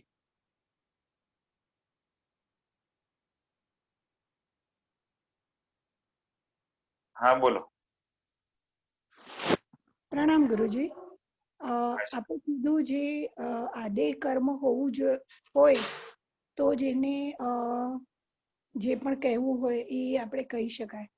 તો શું એ વ્યક્તિને બી એનો અંદાજ તો હશે જ ને કે એનું આદે કર્મ કેટલું છે, કે પછી એના લીધે એને ક્યારેક શું કે ટ્રાયલ ને એરર થી ખબર પડે ને કે તમારા ઘરમાં પણ તમે કોઈને કંઈક કહો, દાખલા તરીકે તમે તમારા શું કહેવાય કે દીકરાને કે દીકરીને કે ઘરના વ્યક્તિને તમે કંઈક કહો કે જે છે ને તું જે છે ને આમ કરીને આવજે, કાં તો તમે આમ કરીને આવજો, કાં તો આમ કરજો, અને એ વ્યક્તિ માને એમ ન હોય, કાં તો તમારી વાત ન માને, બીજી વાર કીધી ન માની, ત્રીજી વાર કીધી ન માની, એટલે બહુ ઓછું માનતો હોય એટલે સમજી જવાનું કે તમારું આદે કર્મ કામ કરતું નથી. અને આવું જયારે હોય ત્યારે બની શકે એટલું જે છે ને બીજાને કાર્ય સોંપવું કે બીજાને શું કહેવાય કે કેવું એ બંધ કરી દેવું જોઈએ. પણ એવું એક જ વ્યક્તિ સાથે થતું હોય પણ બીજા વ્યક્તિ સાથે માનસભર થતું હોય તો એવું પણ બની શકે. હા, તો પર્ટિક્યુલર વ્યક્તિ પ્રત્યે જે છે ને ત્યાં આદે નામ કર્મ કામ ન કરતું હોય, બીજે કરતું હોય, એવું પણ બની શકે. તો જ્યાં ન કરતું હોય ત્યાં ન બોલવું, અને કરતું હોય ત્યાં બોલી શકાય. બોલી શકાય નો અર્થ એવો નથી કે બડબડ કર્યા જ કરવાનું. બરાબર છે, હિત માટે કામ કરવાનું હોય છે. બરાબર છે. તો એ સમયે જે જ્યારે આદે કર્મ ન ચાલતું હોય તો શું વ્યક્તિ કર્મની હિસાબે વિચારે કે પછી કોઈ એવો ભાવ એના મનમાં રહી જાય કે મારું નથી થતું, એટલે એક પ્રકારનું કે ને અંદર ઓલું થયા કઈ કરે. નથી. જો બોલવાના છો તો નિષ્ફળ જ જવાનું છે. નિષ્ફળ જશે તો પણ અંદરમાં આક્રમણ થશે. એના કરતા મારા પાપનો ઉદય છે અને માટે જે છે ને મારો અનાદય નામ કર્મ છે હમણાં, માટે ન બોલવું કે ને ન બોલવામાં નવ ગુણ એના જેવું થાય. બાકી તો બોલીને જે છે ને કાં તો બગડવાનું છે કાં તો નિષ્ફળ જવાનું છે. તો બોલીનો કોઈ મતલબ જ નથી. બરોબર, એટલે એ સમયે ચૂપ જ રહેવાનું બેટર છે. હા, ચૂપ એટલે રિસાઈ જઈને ચૂપ નહીં બેસવાનું કે તું મારું માનતો નથી, હું તો કઈ બોલીશ જ નહીં. બરોબર છે, આપણે પાછળ બધા દોડાયા ને, પછી એવું ન કરવાનું. બરાબર છે. પોતે સમજીને જે છે ને પાપનો ઉદય છે, આપણે બીજા ઉપર શું કરવા ઢોળવાનો હોય. બરોબર છે, કે તું માનતો નથી એટલે હવે નહીં બોલું, એવી વાત નથી. પણ આપણે પોતે સમજવાનું કે જે છે ને કોઈ મારી હિતકારી વાત પણ સારી વાત પણ માનવા તૈયાર નથી, જેમાં કંઈ ખરાબ નથી, ખોટું નથી, એવી વાત પણ માનવા તૈયાર નથી. તો એનો મતલબ કે મારો તો જે છે ને એ પાપનો ઉદય છે, માટે ન માને. બરોબર છે. તો સમજો હિતકારી વાત એને લાગતી હોય અને એ ન માને તો અંદરથી દુઃખ થાય કે નહીં? એને લાગતી હોય કે ન લાગતી હોય, પણ આપણે તો ખબર હોય ને કે આપણી વાત સારી છે કે ખરાબ છે. એમ નહીં, એટલે અંદરથી એ વખતે એ સમય આપણને એ વ્યક્તિ પ્રત્યે દુઃખ તો થાય ને, લાગણી વશ કે જેવી કહીએ. હા, તો એમાં દુઃખને હિસાબે આપણે એ તો શું કેવું ભાવ? છે જો કે ઘણીવાર એવું હોય કે તમે જેને સારી સલાહ આપી, બરોબર છે, અને તમારું ત્યારે હા, પાપ કર્મ હોવાના કારણે તમારી વાત કદાચ ન માને એ વ્યક્તિ પ્રત્યે, તમારું કર્મ કામ ન કરતું હોય અને તમે જો બીજાને કહીને એ કરાવી શકતા હો કે બીજાના જેનો આદિ નામ કર્મ હોય, જેમ હોય ને ઘણી મમ્મી હોય એ મહાત્મા પાસે જાય અને કે મારા દીકરાને જરાક સમજાવો ને, અને સામાન્યથી જે છે ને મહાત્મા વગેરે પુણ્યશાળી જ હોય મોટે ભાગે, એટલે એની વાત પછી માને, આપણી ન માને. બરાબર છે, તો જે છે ને ત્યાં એમના પાસે મનાવા, ને બધાયથી ન માનતો હોય તો સમજી જવાનું કે દીકરો જ અયોગ્ય છે. હવે દીકરો અયોગ્ય છે તો પણ એને કઈ ને કઈ મતલબ નથી. એટલે દીકરો કે કોઈ પણ વ્યક્તિ હોય, કેમ કે કોઈના કહેવાથી નથી માનતો હોય, કઈ બધાનું કઈ પાપ કર્મ ઉદયમાં ના હોય, પણ સામેનો વ્યક્તિ જે છે ને અયોગ્ય હોય તો હિતકારી વાત નહીં માને. હવે અયોગ્ય છે તો એના પ્રત્યે દયા ચિંતવવી પડે. બાકી પાછી એના ઉપર કોઈ કાર્ય કરીને મતલબ નથી કે કરશો તો તમારો ટાઈમ વેસ્ટ થશે, અને જે છે ને એ સફળ નહીં થાય તો તમને જ પાછું દુઃખ ને આદર ધ્યાન થશે. એટલે ત્યાં પછી પ્રયત્ન બંધ કરી દેવું અને કાળ ઉપર છોડી દેવું કે ક્યારે એવો કાળ પાકે કે જ્યારે આ વ્યક્તિ જે છે ને એનામાં સુધારો આવે તો સારું, બાકી બીજું કઈ કરી ન શકાય ત્યાં. બરોબર. ધન્યવાદ ગુરુજી. જી. એટલે હવે અહીંયા ગુણ દ્રષ્ટિ થોડીક પણ આવે છે, એટલે પેલા પણ આવી હતી, પણ જો હમણાં કયા ગુણોની વાત ચાલે છે? સામાન્ય ગુણો જે છે ને દાન, દયા, પરોપકાર એ બધી વાત નથી. હમણાં ત્યાગમય જે ગુણો છે જેમાં છોડવાનું આવે છે, તો એવા ગુણો જેણે કેળવ્યા છે, જેમ સહનશીલતા છે તો એમાં પણ ઘણું જતું કરવાનું આવે, બરોબર છે. તો આવા જેની પાસે ગુણો છે એ ખરેખર સમૃદ્ધ છે, એ ખરેખર બળવાન છે, એ ખરેખર સત્વશાળી છે, એ ખરેખર જે છે ને ખરા ધનવાન છે, ખરેખર એ છે ને સંપત્તિ વાળા છે. અને આવું રિયલિસ્ટિક ફિલિંગ જોઈએ, ખાલી મનના વિચારો પૂર્વક નહીં. આવું જો હશે તો આપણે કહીએ કે આવું નેચરલી જો આવે તો કહેવાય કે યોગ અવંચક પણ આવ્યું, થોડુંક પણ થાય. અને એની સામે હું ઘણો કંગાલ છું કે દેવ પાસે આટલા ગુણો છે અને એ બધા જ ગુણો એ મારે કેળવવા જેવા છે.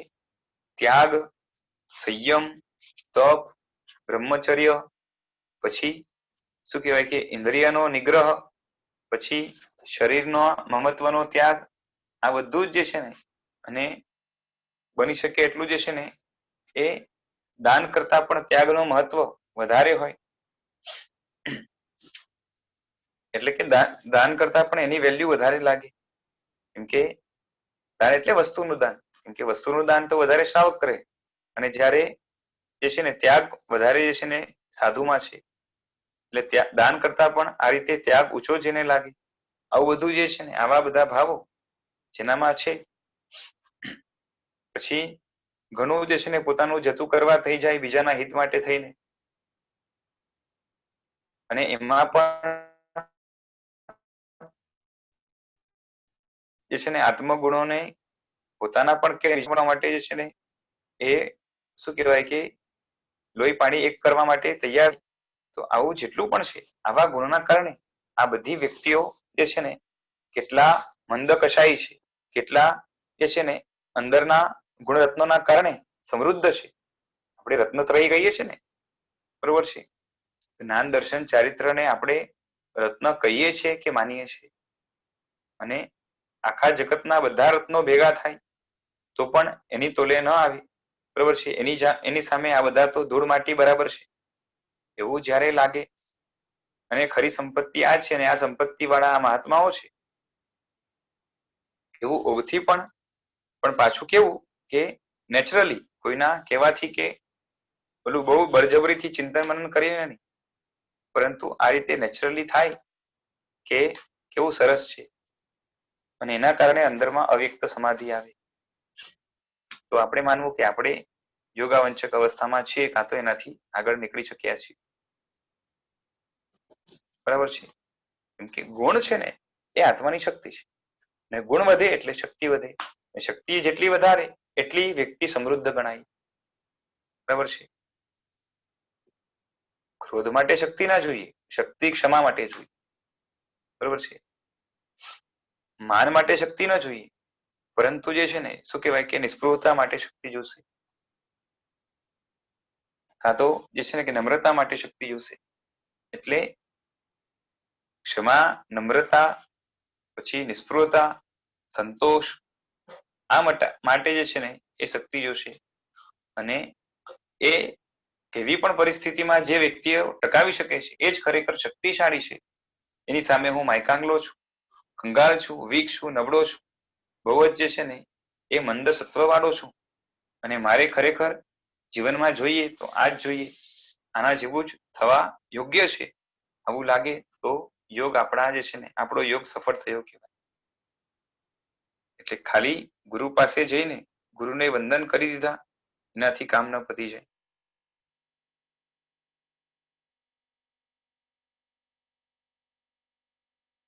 બરોબર છે. એટલે આ ગુણાનુરાગનો એક આગળનો તબક્કો કહેવાય. એટલે આવું ગુણાનુરાગ જોઈએ. દેવગુરુ છે એ ગુણના ભંડાર છે, અને યોગાવંચકને આટલી દ્રષ્ટિ ખુલી છે, માટે યોગીનો યોગ એમને સફળ થાય છે, બરોબર છે. સંપ્રતિ મહારાજનો પૂર્વભાવ છે, કીર્તનના સાર્થવાનો છે.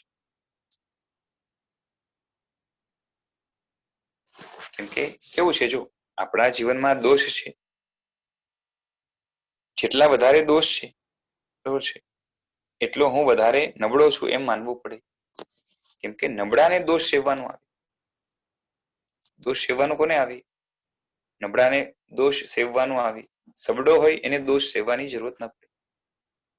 સામાન્યથી પણ જે છે ને, બોલો, કોઈ વ્યક્તિ એને કોઈ આપત્તિ આવી અને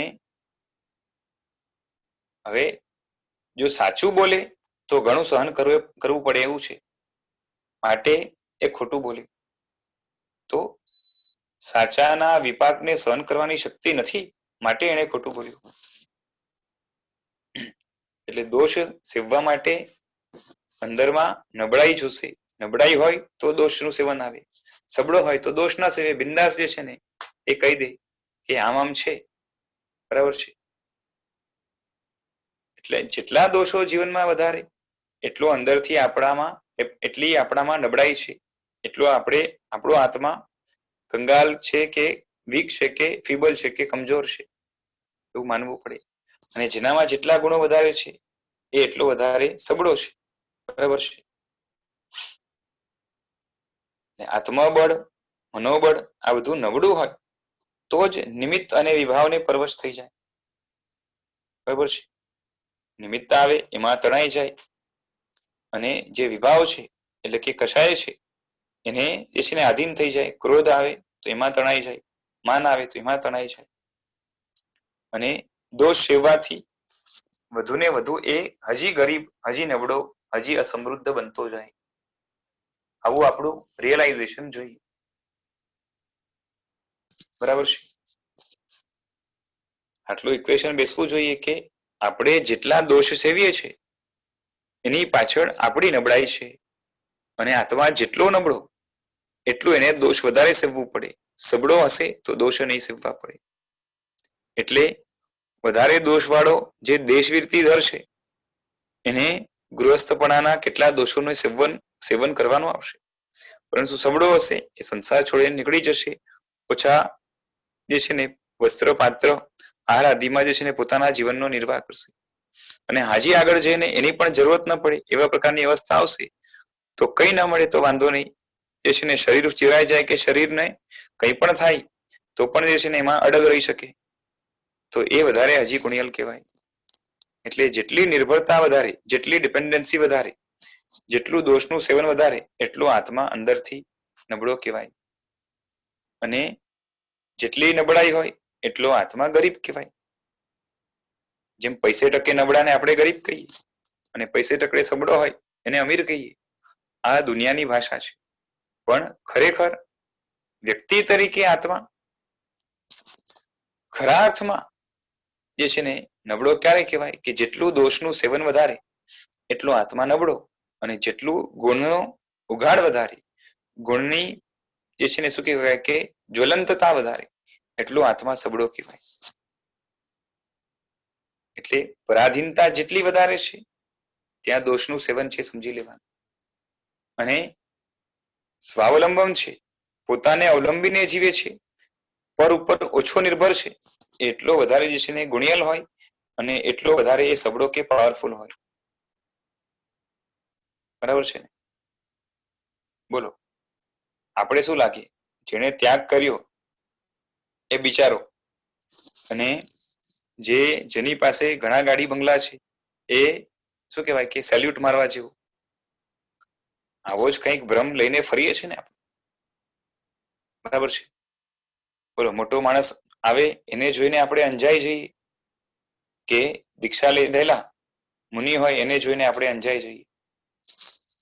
શું થાય બોલો? આપણી બોલતી ક્યાં બંધ થઈ જાય કે એની સામે આપણે ખરા અર્થમાં જે છે ને શું કહેવાય કે આભા થઈ જઈએ. બોલો સમજે કોઈ મોટો વ્યક્તિ હોય એ સમજો બિલ ગેટ્સ છે ને કાં તો એ અંબાણી છે, અચાનકથી તમારા ઘરને બેલ વાગે ને તમે દરવાજો ખોલ્યો ને એ આવ્યા, બરોબર છે. તો એની સામે મારે કઈ રીતે વર્તવું, બરોબર છે. પછી એને શું આપવું જેથી આ ખુશ થાય, બરોબર છે. આ બધું આપમેળે નીકળે ને. અને એની જગ્યાએ એ છે ને કોઈ મહાત્મા આવ્યા, બરોબર છે, દરવાજો ખટખટાવ્યો કાં તો બહારથી ધર્મલાભ અવાજ આવ્યો, બરોબર છે,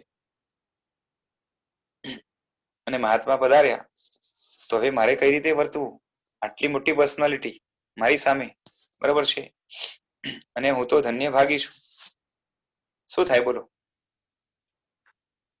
ખરો એક્સપિરિયન્સ શું છે આપણો? બોલો સાચું બોલો. કેને જોઈને અંજાઈ જઈએ? વસ્તુને માપવાની, વ્યક્તિને જે છે ને માપવાની આપણી ફૂટપટ્ટી શું છે, બહારની છે કે અંદરની છે? વ્યક્તિને આપણે ગુણથી માપીએ કે બાહ્ય સંપત્તિથી માપીએ? અને ખાલી આ બોલવાની વસ્તુ નથી, ખરેખર આવું છે. ઘણા દ્રષ્ટાંત સાંભળ્યું હશે, ફરી એકવાર રિપીટ કરી જાઓ.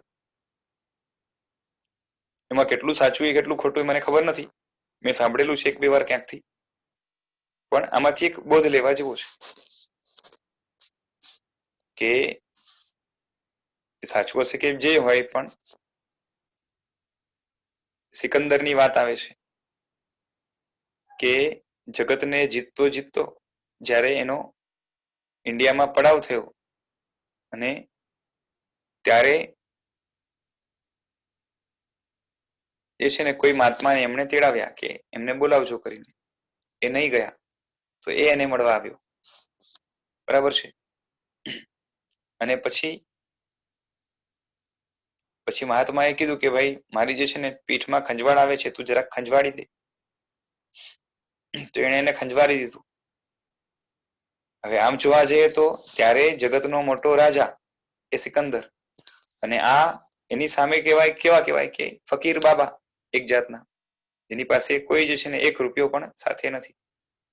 એ એનું જે છે ને વાસુ ખંજવાળી દે, અને પેલાને જે છે ને સિકંદર આવે કે જાય એની પડી ના હોય. આખું દ્રષ્ટાંત મને બરાબર ખબર નથી, પણ જે પણ હશે. એટલે હવે ખરો અમીર કે મસ્ત રહેનાર, અને જેને કોઈ દેશને આગળ પાછળની કોઈ ચિંતા નહીં, કોઈ જાતનું ટેન્શન નહીં, બરાબર છે, આજનું કાલનું કોઈ દેશને કોઈ પડી ના હોય, તો ખરો અમીર, ખરો શું કહેવાય કે સુખી, અને ખરો સમૃદ્ધ કોણ કહેવાય? તો હજી કેટલું જે છે ને યુદ્ધ માટેની તૈયારી કરવાની, હજી આગળ કેટલું જીતવું છે એ તૈયારી, પાછળના દુશ્મનો ચડાઈ તો નહીં કરે એનો ભય, આ બધાથી ઘેરાયેલો હોય, બરોબર છે. એ સમૃદ્ધ કે સુખી કહેવાય? કે ખરો સુખી ને સમૃદ્ધ એ ફકીર કહેવાય, કે જે એની પાસે જે છે ને એક પાઈ પણ જે છે ને રૂપિયો વગેરે કઈ નથી, પરંતુ એ પોતાના સંતોષ ગુણથી એટલો બધો સમૃદ્ધ છે કે that person is okay, A dependency નથી એને, અને માટે જે છે ને દુઃખની એને વલ્નરેબિલિટી નથી. આપણી ફૂટપટ્ટી કઈ છે, બહારની કે અંદરની? જો આવી ગુણ દ્રષ્ટિ આવી જાય તો યોગ આપણા માટે સફળ થાય. એટલું જ નહીં, પરંતુ હજી આગળ જો ખીલે તો આપણે ઘણા આગળ નીકળી શકીએ. એટલે યોગ છે કે આ દેવગુરુનો યોગ કે સંયોગ છે, એનું મુખ્ય કારણ, યોગ થવાનું મુખ્ય કારણ મહાપુણ્યોદય છે, અને સફળ થવું એમાં કારણ છે આત્માની યોગ્યતા. અને એ યોગ્યતા જો ખીલેલી હશે, કાં તો આપણે એને પુરુષાર્થ દ્વારા ખીલાવશું, ગુણ દ્રષ્ટિ ખેડવીને. કેમ કે ગુણાનુરાગ અપુનર્બંધકને આવી જાય છે, એ જ વધતો વધતો અહીં સુધી પહોંચી જાય કે એને હવે ત્યાગમય જે ગુણો છે એની અંદર પણ સારો એવો રસ પડવા લાગશે. અને એવો રસ પડવા માટેની યોગ્યતા જ્યારે આવી જાય છે આ યોગાવંચક અવસ્થાની અંદર, બરોબર છે. ચરમાર્થનો આત્મા આવે તો ડોમિનેટિંગ ફેક્ટર કાળ છે, મેઇન ફેક્ટર. અથડાતો કુટાતો આત્મા અહીંયા પહોંચ્યો કાળના પ્રવાહથી. હવે પુરુષાર્થ દ્વારા એ કાળને પકવવો પડે, જલ્દી પકવો તો જલ્દી પાકે, બરોબર છે. પણ મેઇન ફેક્ટર ચરમાવર્તમાં કાળ છે. કોઈ આપમેળે પાકે, કોઈ પુરુષાર્થ દ્વારા પાકે. પુરુષાર્થ કોઈએ કરાવ્યો હોય અને એ કરે તો એ જલ્દી પાકી શકે. અને એટલે કે આપમેળે પણ આવે, કાં તો પુરુષાર્થથી પણ આવે. ચરમાવર્તની નજીકમાં આવ્યો છે, પણ જેનો કાળ હવે પાકવામાં સમજો કે એ 1000 ભાવ છે, પણ એને એવો કોઈ ગાઈડન્સ મળી જાય તો એનો 1-2 ભાવમાં પણ, કાં તો આ જ ભાવમાં કાળ પાકી શકે, બરોબર છે.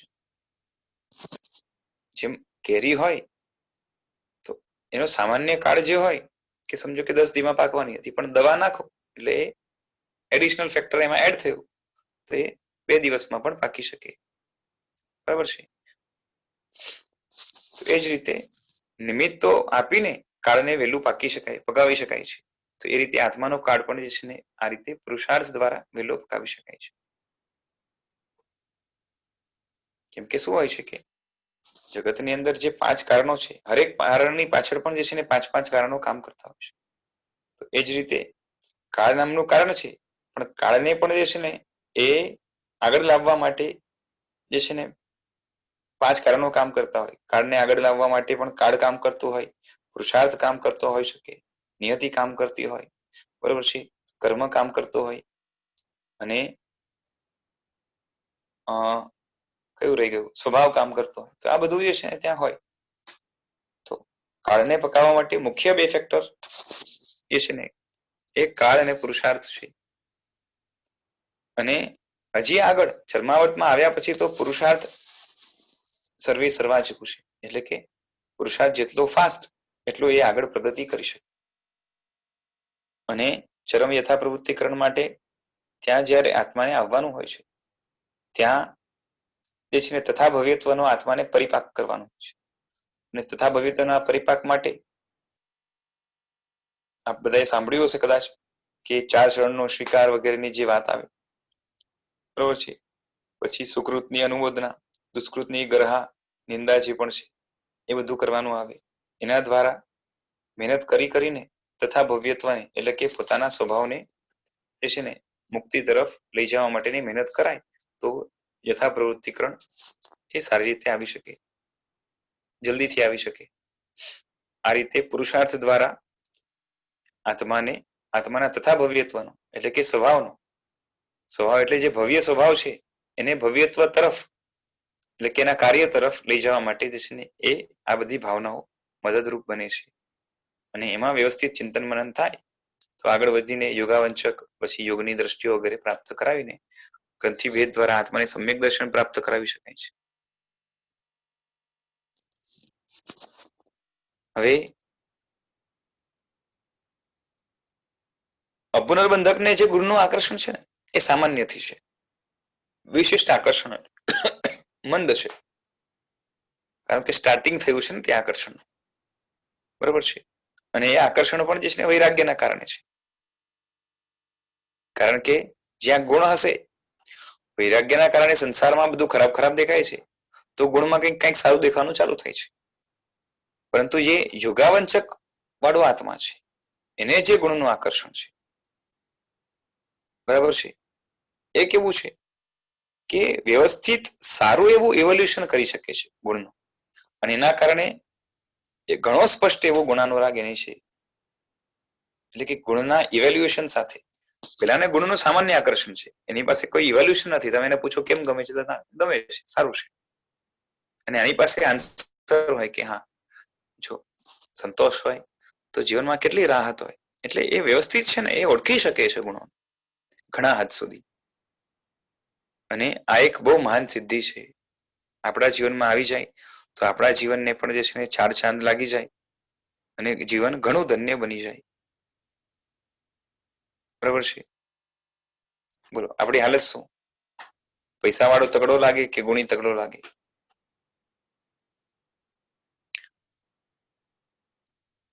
ભોગોથી જે સમૃદ્ધ હોય એ સમૃદ્ધ લાગે કે ગુણોથી સમૃદ્ધ હોય એ સમૃદ્ધ લાગે? બરોબર છે. ખરી આત્માની સ્ટ્રેન્થ જ ગુણ છે.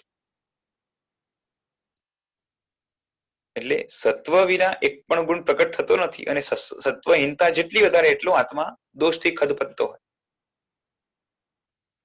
બરોબર છે. અને ગુણ પ્રગટ કરવા માટે આંતરિક ભરપૂર તાકાત લાગે છે.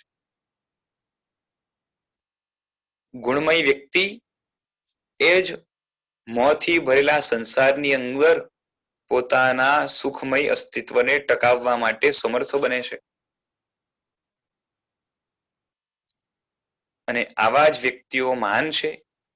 આવી વ્યક્તિઓ જેટલી છે જગતની અંદર એ જ બધી વ્યક્તિઓ આ પૃથ્વીના આભૂષણ રૂપે છે, પૃથ્વીની શોભા રૂપે છે, જગતના સિતારા રૂપે છે, જગતની શોભા વધારનાર છે. અને આ જ વ્યક્તિઓ જગતની અંદર રત્ન રૂપે શોભે છે. આવા વ્યક્તિઓને જન્મ આપનાર માતા પિતા પણ રત્ન કહેવાય ને, રત્ન કુક્ષી માતા વગેરે. અને આનાથી જ જે છે ને આ પૃથ્વી શોભે છે કે ભૂષિત થાય છે. અને આવા વ્યક્તિઓ મળવા પણ દુર્લભ હોય છે. અને જેને મળે એનો સૌભાગ્ય કહેવાય, અને મળ્યા પછી ફળે એનો પરમ સૌભાગ્ય કહેવાય. અને આપણે મોક્ષ માર્ગમાં આગળ વધીને પરમ સૌભાગ્ય વાળા બનવાનું છે, માત્ર સૌભાગ્ય વાળા નથી બનવાનું. બરાબર છે. આગળની વાતો હવે અવસરે આપણે જોઈશું. આજે સમય થયો છે, રાખીએ છીએ. જીનાગના વિરુદ્ધ કઈ કહેવાયું હોય તો મિચ્છામિ દુક્કડમ. પ્રણામ. નામ ગુરુજી.